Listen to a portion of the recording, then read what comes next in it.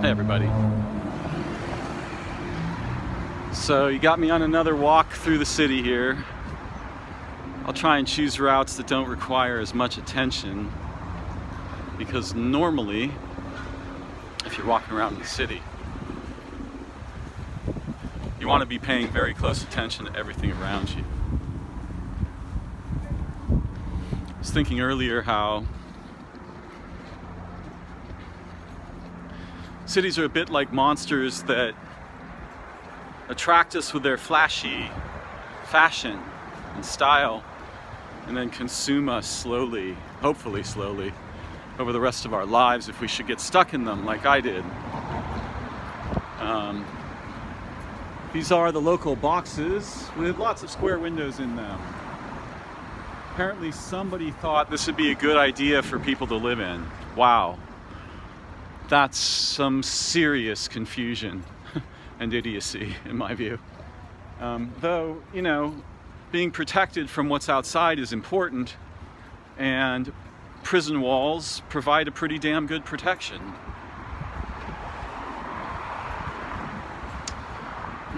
What's on my mind? Well, a lot of things are on my mind. As if my mind were a table that could have things on it.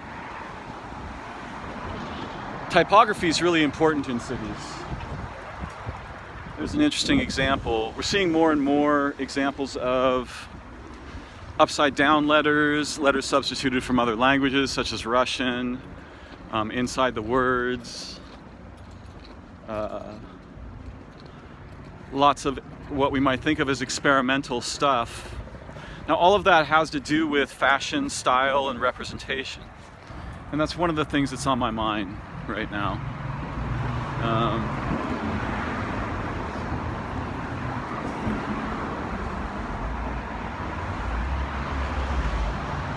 I was recently up in Lake Arrowhead, and a number of people there. I could say a lot, but if we actually did the statistics, probably less than around 8%, maybe less. These people have statues of bears in the front of their house. It's a mural creation activity over there. And I did a lot of walking at night when I was there. I like to go for long walks. I'm presently on a pretty damn long walk right now. Oh, maybe a 5-mile walk total back from Mission Bay, where I had a appointment with an optometric surgeon. Might have the lingo slightly skewed there, but if you can see it, I'll give you a peek at it in a moment here when I'm across the street.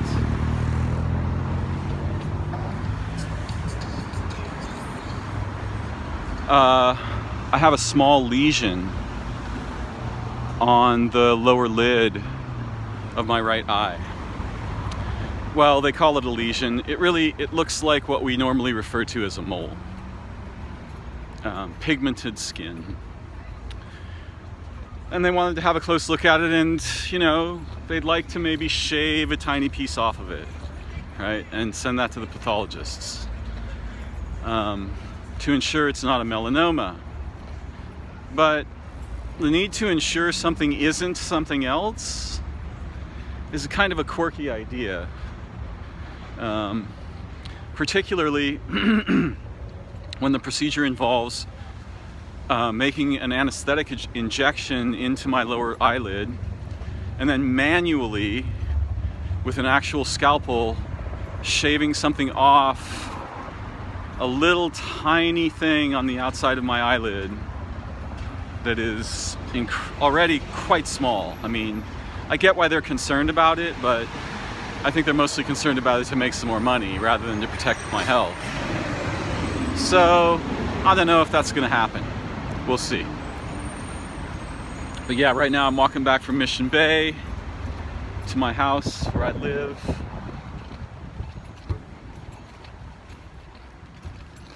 and it's a bit of a hike, and it's a pretty warm day, and frankly, I'm overdressed. So maybe I'll take some of this stuff off.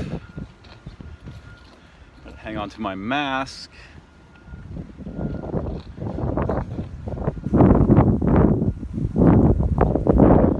So when I was in Lake Arrowhead, I noticed that a number of houses had statues of bears in front of them. Most of these statues were carved out of wood. And I know enough about representation to understand something of how it comes to be that people have statues of bears in front of their houses, but would pretty happily have all the bears exterminated if most of that's not already been accomplished. And I think it has. Remember when I first got there, my friend who lived there seemed really concerned about bears. And I was like, well, I'm pretty sure I'd survive an encounter with a bear up here. It's not like you have grizzlies. Black bears don't really attack human beings, very rarely. Gotta wonder what's in this old mess. And I'm pretty sure a group of my friends, including Sutton Pearson, Gary Paolini, who else? A couple other guys, got arrested, or almost arrested, after breaking into this building, or one very much like it, in the mid-90s, just for adventure.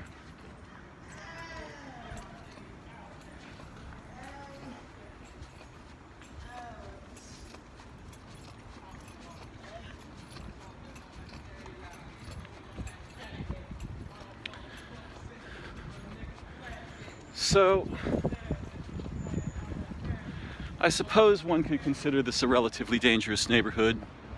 Here's the view toward downtown. I'm in a part of San Francisco that people refer to as SOMA, which is south of Market. But it could also be, yeah, it's south of Market, that's true. So anyway, I remember seeing these statues, and it suddenly struck me that statues like that are usually evidence that something's been exterminated or is dead.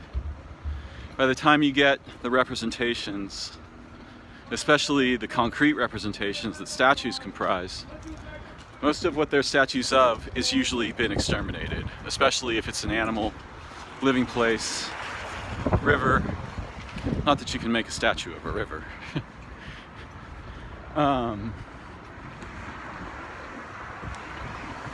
Just a little glimpse of the neighborhood here.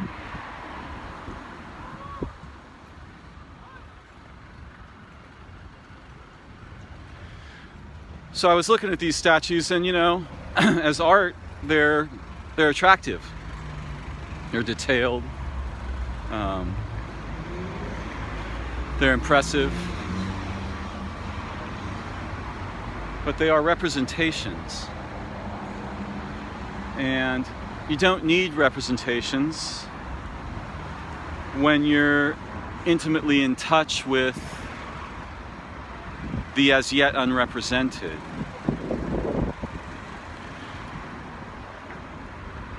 So you can't make a statue of a kiss. You can't make a statue of love, though you can represent adoration. But I was just thinking about how ironic it is that we humans wipe shit out and then make statues commemorating it. As if, well, the dead representation is extremely safe, isn't it? There's no risk, and it's also a commodity. It can be traded, sold, photographed, appreciated aesthetically. It's got all these qualities that might be a little difficult to attach to a live bear. But then I was thinking of other similar kinds of things that we make statues of once they're dead. People we think of as heroes. I mean, I think it's a terrifying idea, but it's because my sense of the nature of representation and some of the incredibly dangerous functions it serves in our lives, minds, as societies is sharp, right? That sense in me is very sharp. So I'm extremely aware of these kinds of things, and even the way that we use language to represent the unrepresented and what might otherwise be participated in intimately. This, in a way, not dissimilar to when I hug someone I love, or a kiss, or jogging, or direct visual fascination with a flower, a tree, a mountain, the sky, the sun, the stars. All of these things. So yeah, I'm pretty sure that by the time we started seeing statues, for example, of Christ, that whole game was in the shitter, pretty much. You know, by the time you get the explicit representations like that, whatever they were supposed to encode has pretty much disappeared from common awareness, access, participation, understanding, awareness. And now what you're getting is kind of the leftover shell, right? The wrapping paper. And the humans like to trade that wrapping paper as a commodity of identity and identification, pretending to understand incredibly profound matters that representations effectively inure us to, right? They stand as a buffer between us and the experience that they seem to promise. So everybody wears a cross, and some of them have little statues of a dead Messiah on them. A Messiah who the people would certainly kill again today, were he to re-emerge in our common modern context. And in fact, they probably have. I mean, in a way, the soul of every child is like that Messiah. And although we don't execute every child, we crucify their spirits on the cross of modernity, representation, commodification, language, identification, all these shuns. More boxes. Apparently, if you paint them really colorfully, people will forget that they're prisons. Feels a little risky being out here in this way.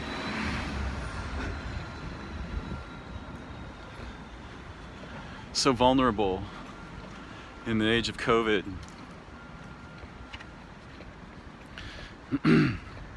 So one of the things that was on my mind was the way that there's this strong propensity to wipe out nature and the participated and replace it with images, statues, language, clinical analysis, measurement, accounting, money. After all, money is the representation of value, right? But money is nothing like value. It just replaces it in all kinds of weird and many fiercely toxic ways.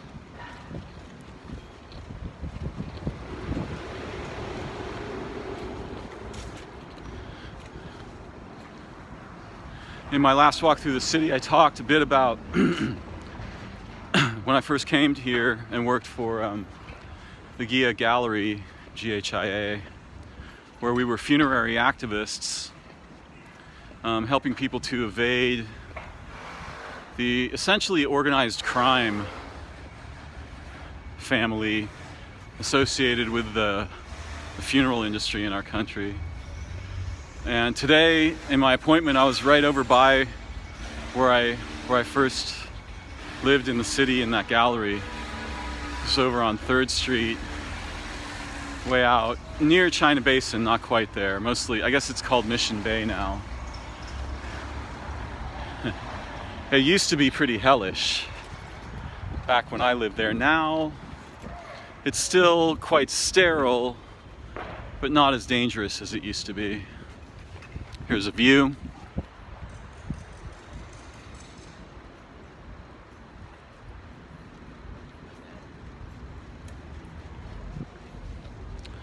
So yeah, I think most of our cities are kind of like complicated monster traps that mostly digest us once we're captured by their gravity. And usually that gravity is, well, it's most often financial. Let's put it that way. Some of it can be relational, but I remember a couple of my friends moved here before I did in the 80s. Tamara Freeman, one of the most beautiful women I ever had the pleasure of kissing, and another rather strange person, one of my cohort back then, but the guy I didn't get along with that great, probably because he was nefarious. He was ethically nefarious in a sort of Machiavellian way, right? Which, of course, is usually a clear indication of some kind of insecurity. Gabe Prieto. And I remember them both telling me how incredibly lonely they were here, and how it was just really, really hard to make friends. Even though back then it was pretty, there was a lot of, how shall I put this? There was a lot of cultural richness and diversity here. But as you can see, even now, I mean, many years later, we're talking, 40 years later, almost. This is a harsh place to live, and this is one of the good places, right? There's a lot of noise, a lot of competition, threats everywhere. And, coupled with that, some degree of enhanced opportunity. Too, if you know how to work a city, you can make a lot of money here, and you can make some lasting relationships here. Though I'm not sure any of the relationships that I formed here actually lasted much, and I probably have some responsibility for that, very likely.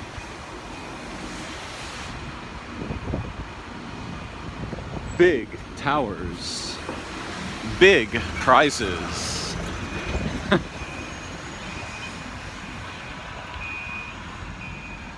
So yeah, okay, that was a piece of a tree that tried to get into my mouth. I'm not too upset about that. I mean, ordinarily I put pieces of trees in my mouth voluntarily. But you never know when you see something like what it might be, like, that's coming toward your mouth. Yeah.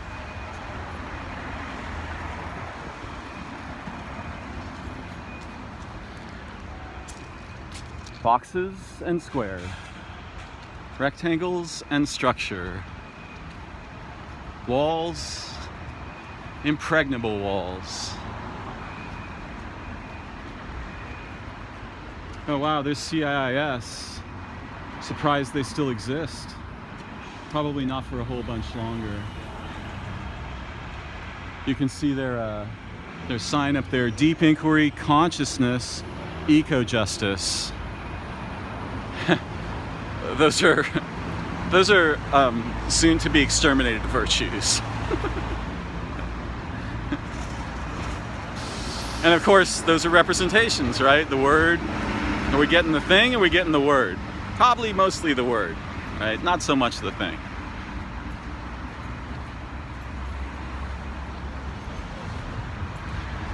It's a very sunny, warm day here in San Francisco, a city named after St. Francis of Assisi, who was known to have a very special way with animals in living places.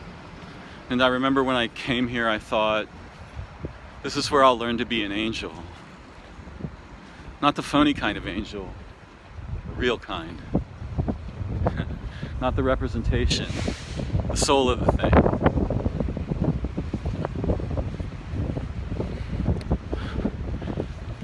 I halfway succeeded, at least halfway, maybe a little more.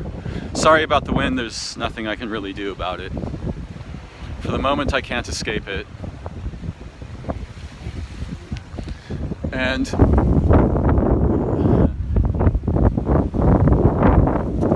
is where I am. 49 South Van Ness. Whatever the hopeless terror that means.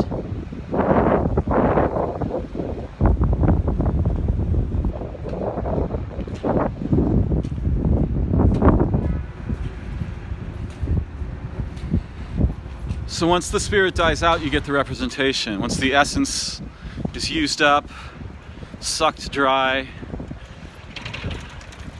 vampirically destroyed, turned into food or fuel or money or poison, then you get the representation. And I mean, it's not always true. Not all of representational cognition and activity is bad or wrong. But a lot of it is, and there's just terrible dangers associated with it that most of us are completely blind to throughout our entire lives. And I myself was mostly blind. I was, let's say that I was consciously blind in that I was aware of many of these things peripherally but could not articulate them. And I had to have a very surprising experience when I was 39 with a non-human intelligence that exposed these ideas to me and sort of took me on a tour through the evolution of human consciousness and language, among many other things. And that's where my awareness became conscious. And I became able to articulate my concerns and interests in these things. So this is a pretty famous intersection, Market and Van Ness.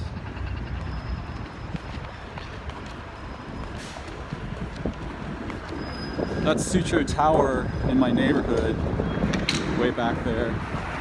A really terrifying radio antenna that dominates that entire quadrant of the city. Primarily though because it's the only super tall structure there. Lighthouse Immersive. Here's a place where you can see representations.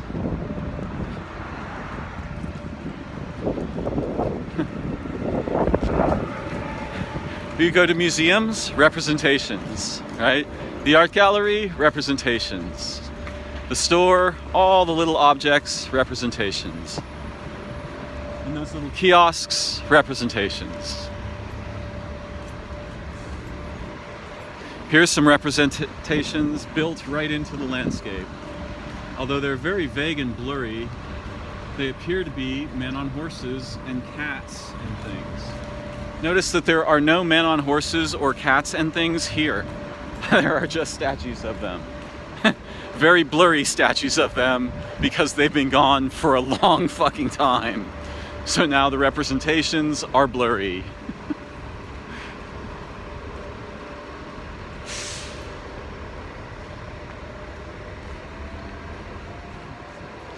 The girl is wearing a shirt that says, "The future is in sight." Absolutely false. Unless what is meant by the future is what is directly in front of you on your path, right? But again, a concept represented in language. It's very compelling superficially, you see, but if you try to unpack it, it's either meaningless or just base lying. Well, let's see, I think I'm going to cross the street here, though I could go a little further. Maybe I'll go a little further. Well, nope, the light changed. I'll grab this crossing here. More boxes, lots of squares. Rectangles, glass, steel, and concrete. These are a few of my unfavorite things. What I like a lot is organisms. And frankly, I'm kind of into girls. Women, that is. When I was young, I guess we always just referred to females mostly as girls, unless they were matrons, right? Unless they were like grandmothers. But yeah, the colloquial term is girl in my lexicon. And people often look at me funny these days because I guess you're supposed to be more specific. I mean, again, this is another problem with getting too interested in language, is that now you have to have 12,000 different ways to say which kind of human being you want to be seen as and spoken to as. I used to joke that I identify as invisible, so if you refer to me at all, it's a violation of my rights.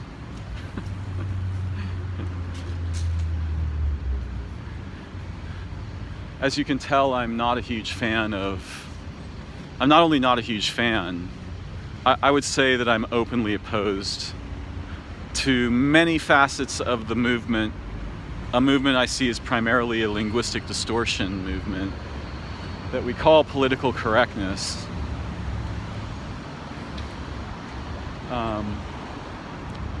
And though I would say I'm in favor of what was once called equal rights, I think that idea is also very dangerous, not because of the idea of equality, although if you look very carefully at the language, equality means an accounting process is being done, right? And once you're involved in accounting that way, especially accounting about identity, values, and rights, you're already in a sort of, it seems to me you're already in a trap, yeah?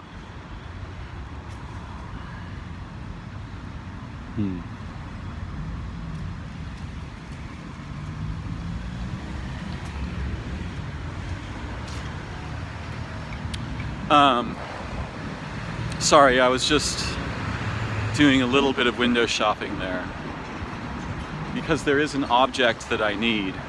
It seems very unlikely that I'll acquire it, but it's conceivable.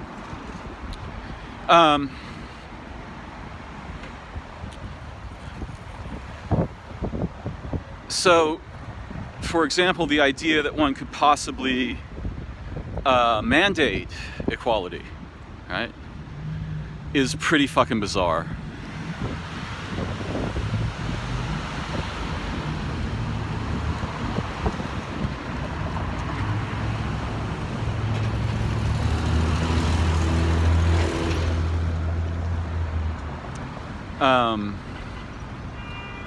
And there's also even a problem with the idea of rights, because rights are what you get when the social structure is so broken that you have to have this kind of discussion about whether or not my rights or your rights or someone else's rights are being violated, or whether or not they are being fulfilled, right?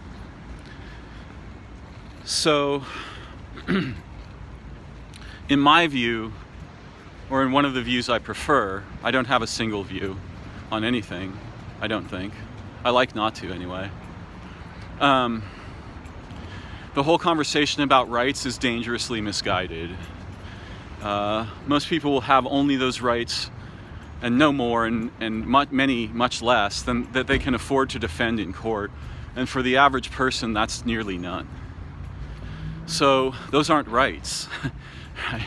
There's something else. This is another case where the language is extremely deceptive, dangerously and toxically deceptive, because it leads us to think of the world in terms that the world cannot exist in those terms, ever. It never will, and it never has.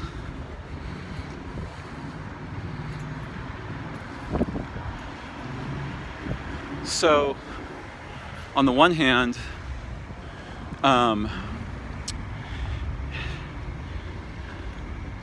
in principle, I believe in the ideals that we dance around with language like equal rights.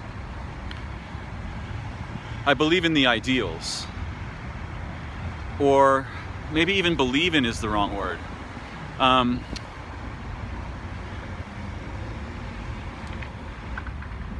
I affirm and value the ideals that the words equal rights are a kind of weird modern counterfeit of. Something like that. But you only get something resembling equal rights, or rather you get something that the idea of equal rights resembles, in intimate, intelligent culture. Right? Something we pretty much have the opposite of. And that's not likely to change unless, there's some kind of extreme catastrophe or disaster that leads to the human population being decimated and us forming small tribal-like groups again. Now, I'm not saying that's the solution. That's a grim possibility, and it would take a long time before those groups had the sort of luxury of becoming intelligent, compassionate, intimate and kind, because for the first, 500 years of that, it would be a clusterfuck of domination wars, most likely, and struggles for resources. But it's possible to have equanimity and something resembling equality in small cohorts. It seems to me unlikely that we'll ever implement that in cohorts like nations or the monstrous atrocities we think of as societies. See, what's all that fluff at the top? Right? These sort of, what are they? They're not ensigns. Well, they're symbols of a kind, with leaves around them and flowers inside, shields and badges and bells and stars.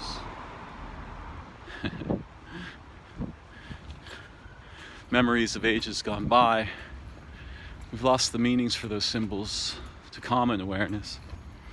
But they probably had to do with loyalty, authority, virtue,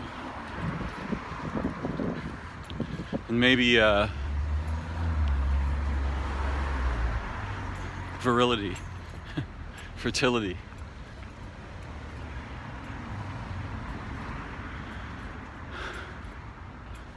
So in my last walk through the city, I talked a lot about my friend Dan Davidson, who committed suicide, and I just wanted to let anyone who saw that video know that I did stop by his old house and had a moment of reverent remembrance for him.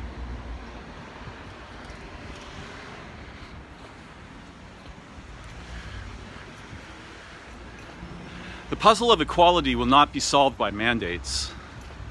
And in truth, there's nothing like equality. The idea of equality is an idea that arises from the myth of the explicit individual, right? That the individual me should be treated in all ways equally to another individual. And there's certainly something important about that idea in a situation where the myth of individuality is dominant. Get ready. Jana!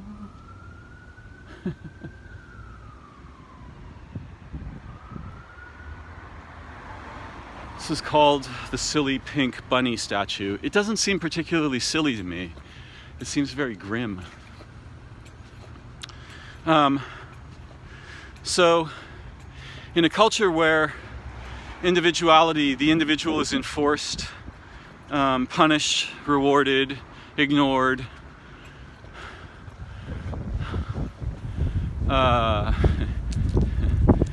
subject to various kinds of usury and financial abuse, and also other kinds of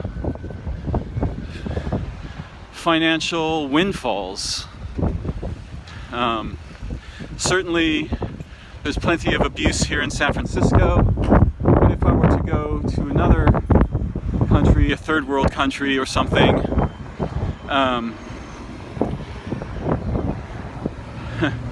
someone who lived in poverty here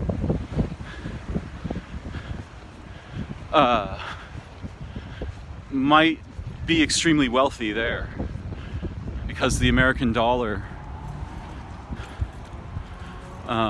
in some countries is very highly valued.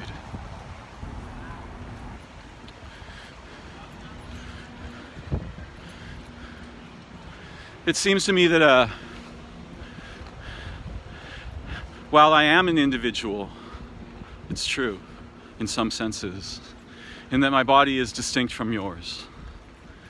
It's a seemingly separate body, but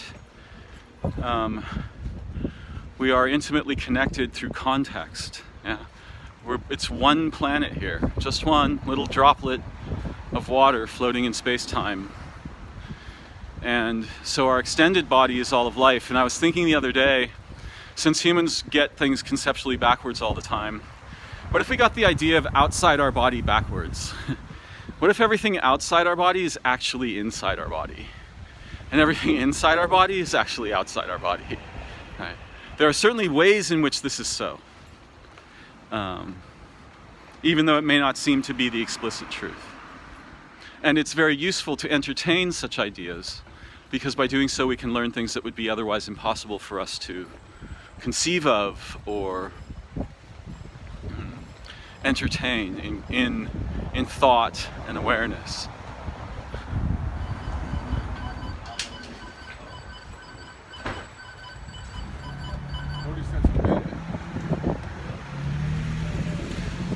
So here I am on Haight and Webster. I'm about to get some food, so I may wrap up pretty soon here. I'm gonna go to the place I showed last time, Metro Cheesesteak Shop, where last time I was here making a video, I met the owner, and we talked about the history of both Metro and Zip Zap, where I had my first haircut in San Francisco, and where I got invited to a performance party, was able to read some of my poems, and was extremely well received, and made, you know, a large number of friends that night. Here's some pretty amazing art.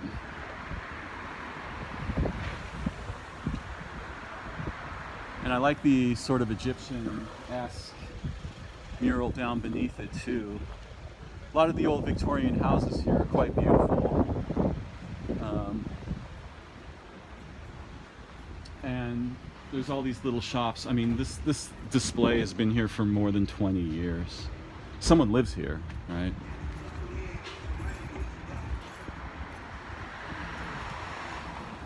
So this is the Haight, H-A-I-G-H-T, and people make signs that say lower H-A-T-E, because this is the lower Haight. There's a lot more to discuss, but I'm going to close with a few comments about the nature of identity. There's a public aspect and a private aspect, and these two are they're bound together in ways that resemble the Tao symbol. By the way, here's some more display action.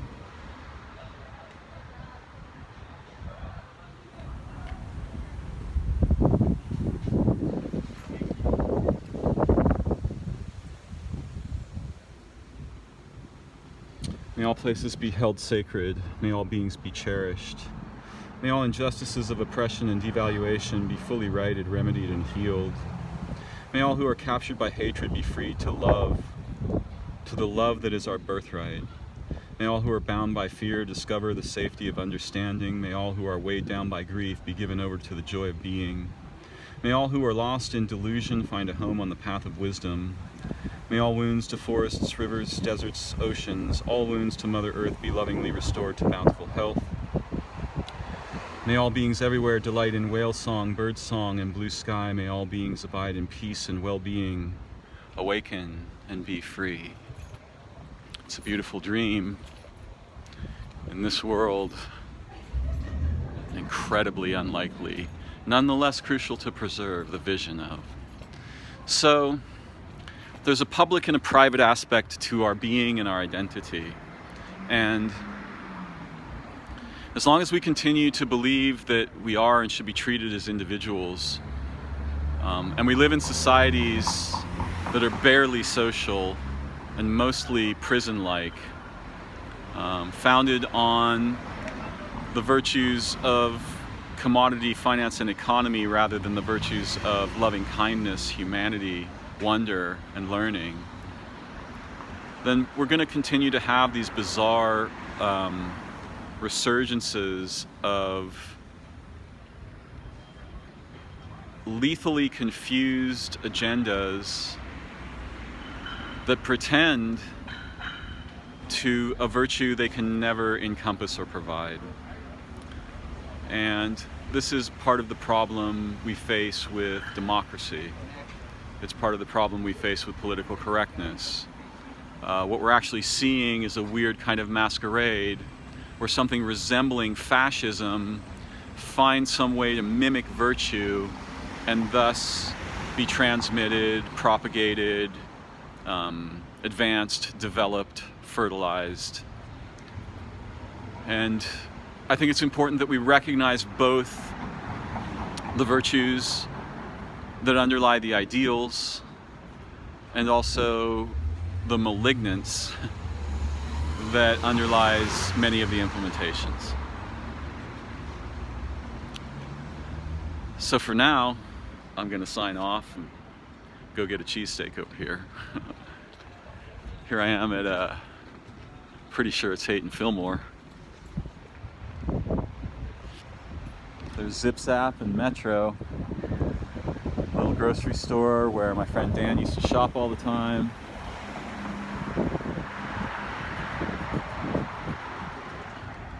This is where I am. Much love to you all. All blessings. Be safe. Be well. May the light of being and intelligence surround and lift you from whatever troubles you may suffer. Bye-bye for now.